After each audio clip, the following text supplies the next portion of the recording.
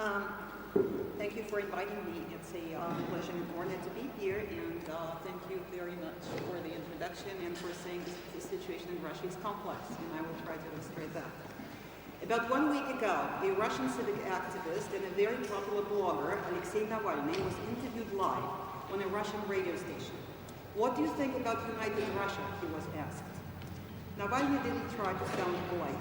United Russia is a party of crooks and thieves, was his answer. Now, United Russia is the pro-Kremlin force which has a qualified majority in the Russian legislature. It can hardly be described as a political party, rather an arm, the executive. The pro-Kremlin legislators threatened to sue Navalny, but before they made good their threat, he launched an online vote. Do you agree that United Russia is indeed a party of crooks and thieves? About 40,000 eagerly responded, confirming Navalny's assessment. Navalny is a remarkable figure on the Russian scene. He is a lawyer and an anti-corruption crusader who has recently collected online 5 million rubles from private donors to finance his anti-corruption campaign.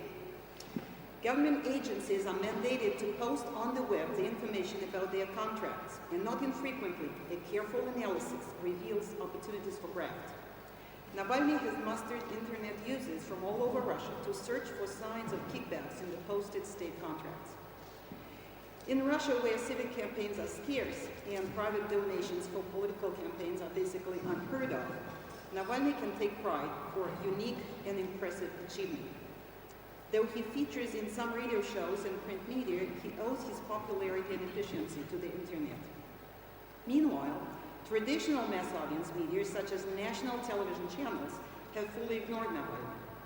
During the past decade, the 3 national TV channels have been turned into a major political resource of the top leadership. This was not so in the 90s. The years of Yeltsin's presidency failed to bring institutionalized democracy to Russia, but that was a time of political pluralism.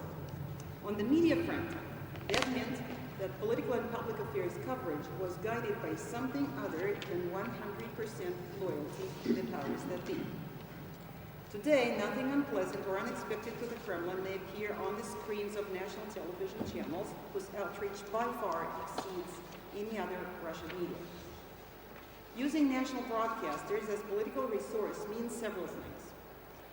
They come in very useful in time for national elections, shaping the public opinion in a desired manner. This happened during Yeltsin's rule as well, though not to that extent. But today's control goes way beyond that. The 3 channels have a mostly identical news agenda.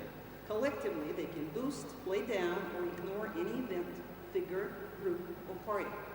They excel in discrediting those whom the Kremlin would pick as adversaries, whether Mikhail Khodorkovsky, Georgian President Mikhail Saakashvili, Belarusian President Lukashenko, or former Moscow Mayor Lushkov.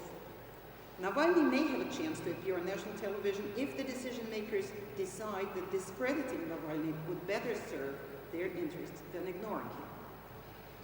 Most importantly, the 3 national TV channels convey the message that Putin and Medvedev are firmly in charge, and there can be no political alternative to their rule. Neither of the 2 has ever been criticized or otherwise challenged on national TV channels. Instead, both are assured of basically daily time at the top of the news shows on all 3 channels, regardless of the newsworthiness of the episodes. Medvedev is commonly shown sitting in his office, sternly giving orders to officials or dressing down those whose performance appears unsatisfactory to him. Putin may also do that, but he also has a macho image, appearing bare-chested on horseback, driving planes, or playing with wild animals, such as tigers or polar bears. Control over state channels is secured by the ownership factor. This, too, is a major shift since the 90s. Putin's tenure was marked by a major redistribution of media assets. Today, all significant outlets are either state-owned or have loyal private owners. The media tycoons of Yeltsin's times have long been gone, evicted or forced to sell their assets. Among the new Putin-era media moguls, I point out Yuri Kovalchuk, commonly referred to as a close friend of Putin from his younger years. Kovalchuk has accumulated vast media assets over the past decade, including quite recently a 25% stake in the biggest state-controlled TV broadcaster, Channel 1. To what extent this accumulation may have been inspired by another good friend of Putin, Silvio Berlusconi, is up to anyone to decide. The modernized Russians, the advanced, the entrepreneurial, the urban dwellers may ignore TV news as crass propaganda, but it remains the only source of information for the older, less advanced, and less urban majority. This constituency that still shares the attitude of dependence account for about 60% of the population, and it is this constituency that is the electoral base of the current regime. As to the critically minded, they may draw on a broad range of relatively independent outlets: print, web, broadcast, radio, and even smaller audience television. Thus, the problem with the media freedom in Russia is not that of a shortage of alternative sources of information, as you delightfully pointed out and what John Lloyd cited. The Kremlin is not an oppressive government stifling every independent voice. Anyone with an interest in alternative non-government views, images, facts, newspapers, or opinion can find plenty in the Russian media. To give you an idea, let me cite just a few most recent media exposures. I'm talking about basically the past 2 weeks. A sensational interview with a court clerk who claimed that the judge in Mikhail Khodorkovsky trial was under close instructions of higher authority. The judge, she said, didn't even write his own verdict. The verdict was delivered from above for him to read. Another episode, a report making public the details of the construction for Putin of $1 billion palace at the Black Sea coast. An overview of everyday bribing practices appeared in a weekly magazine. It outlined bribing in health system, in education, in military draft evasion, in the dealings with the police and the prosecutor's office. Just these days, Russian media broke a story that looks like a major embezzlement of charity donations for sick children. The funds were raised during a charity concert in which Sharon Stone and Vladimir Putin himself took part. Vladimir Putin was singing in English. Add to this countless critical media analysis, angry opinion, and passionate condemnation of social injustice, undeserved privileges of the power and property elites, the government inefficiency, and corruption. I would argue that Russia has a substantial degree of freedom of expression, but not freedom of the press. The distinction is meaningful. By the freedom of the press, I imply an institution or an instrument enabling the public to hold the government to account. The existing non-government media fail to provide accountability, but this is not because of the constraints on exposing the wrongdoings and abuse of office. The primary reason lies in the political environment and the mindset of the people. During his presidency, Putin and his close circle have thoroughly monopolized politics and decision-making. The judiciary is clearly bent to the political will of those at the top, the political opposition has been marginalized, and political competition eliminated. In an environment like this, media can make noises, but there is nobody there to pick up from the media and turn political news they generate into political events. The ruling group may thus ignore media exposures of wrongdoings or handle them so they would not harm the interests of the powers that be. The Kremlin allows free expression so the critically minded would let off steam, yet so the political monopoly would not be undermined.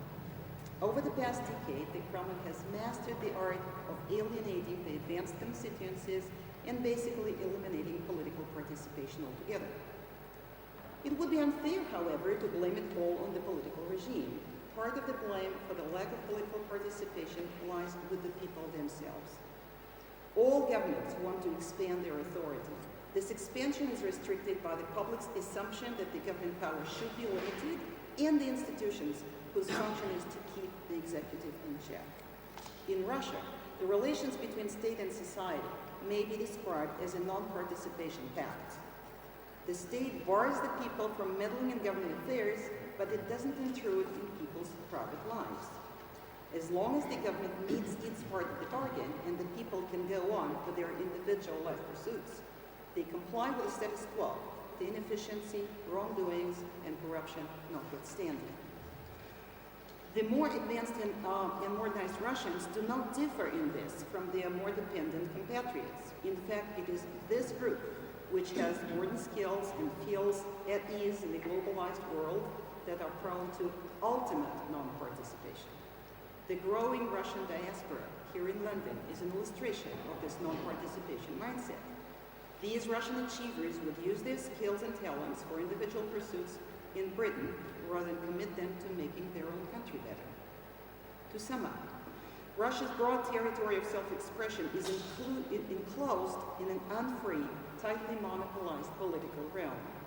This dramatically reduces the political relevance of independent journalism, and the consequence of that is that the quality of journalism has deteriorated and part of the professional drive is lost. But not all of it. The journalistic profession still has some attraction for the young people. Being a journalist means you have an interesting life, good company, and it's simply fun. Not least, it pays well.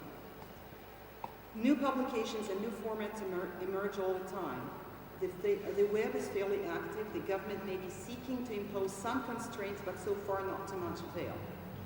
The blogosphere is teeming with eager writers anxious to seize public attention. Russia's use of social networks has been the fastest of all European countries. But journalism can be also a dangerous profession. The list of journalists who were attacked and killed is long, and most of these crimes remain undisclosed.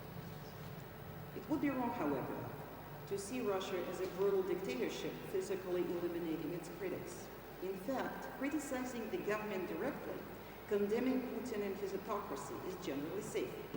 What may get the journalists in very serious trouble is encroaching on powerful interests. In all likelihood, it's not the Kremlin or Putin who gave orders to murder Anna Politkovskaya or Natalia Estemirova, a journalist and human rights activist in Chechnya. Both were indefatigable investigators and passionate critics of Ramzan Kadyrov, a man with a sinister record. Quite a few of those whom he deemed his adversaries were mysteriously murdered, one after another, in various places such as Moscow, Vienna, Qatar, and of course, Chechnya itself.